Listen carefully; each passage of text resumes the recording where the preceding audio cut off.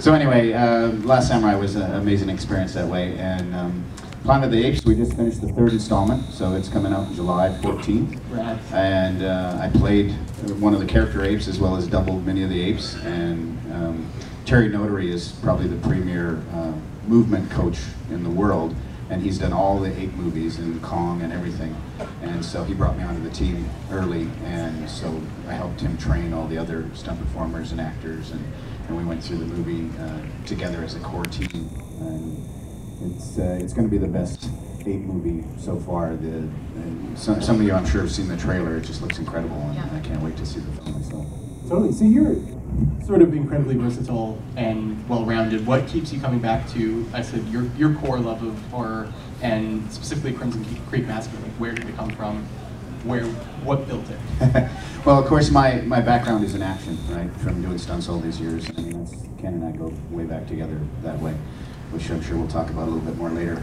But what happened with Crimson Creek Massacre is I was working on a TV series called DC's Legends of Tomorrow. Anybody seen that show? Yeah, we see it. Yeah. So they go back in time, and they go back in Western time with Jonah Hex. And as a kid, I read Jonah Hex and Scalp Hunter, my favorite comics when I was a kid. And so they wanted us for a scene in the morning, and then we weren't needed for 10 hours until the end of the day for the last scene. So I had a lot of time on my hands, so I just started walking around Bordertown, where we were filming at the time, this old western town in Canada, near Maple Ridge, just outside of Vancouver. And I'm walking around there, and some of the buildings are actually condemned. We can't film in them anymore, and some of them have been fixed up, and they're perfect. So anyway, I'm walking around for hours and hours, and I'm like, wow, this would be a great place to do a horror movie. It's so spooky and scary, even in the daytime, you know. And then it got dark, and it was even scarier, and I was like, God, well, I don't want to do witches, I don't want to do werewolves, I don't want to do supernatural, I want to do something of this time that suits this time. And I thought, well, what if there was a serial killer back in 1882 in Montana? And then my mind started spinning, and away it went, you know.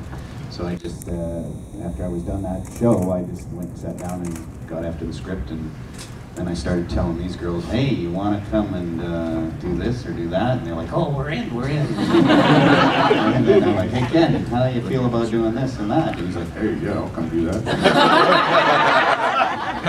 And Willie's a good buddy of mine. We were working together on some other projects, co-producing and directing some commercials, and so I kind of spilled the beans to him while we were doing that. And he's like, damn, yeah, I'm in. So, And then I tried to talk you out of it. Yeah, I did. I tried to talk him out of it. But he's not trying to talk me out of anything anymore. No.